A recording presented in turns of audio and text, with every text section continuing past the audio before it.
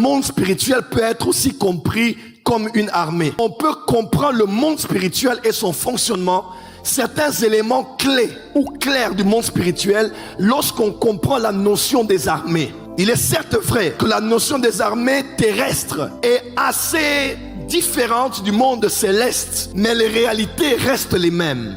Autant que l'on parle des armées terrestres, on parle aussi des armées célestes. Quand vous lisez Genèse chapitre 2, on parle de comment Dieu a créé les cieux ainsi que leurs armées. Quand on parle de l'armée des cieux, on parle des astres. On parle du monde astronomique. Mais quand on parle aussi de l'armée des cieux dans la Bible, on parle aussi de l'armée céleste ou bien des êtres spirituels. Pourquoi appelle-t-on Dieu Jéhovah Sabaoth, l'éternel Dieu des armées? Quand vous entrez dans la terre promise, Dieu peut faire pleuvoir des pierres sur la tête de quelqu'un pour que la personne meure. C'est comme ça que quand Dieu veut secouer un peu Jonas et le ramener à la raison, qu'est-ce que Dieu fait? Dieu peut secouer la tempête pour que la mer commence à être agitée et que les hommes puissent avoir peur jusqu'à livrer Jonas qui n'obéissait pas à l'Éternel.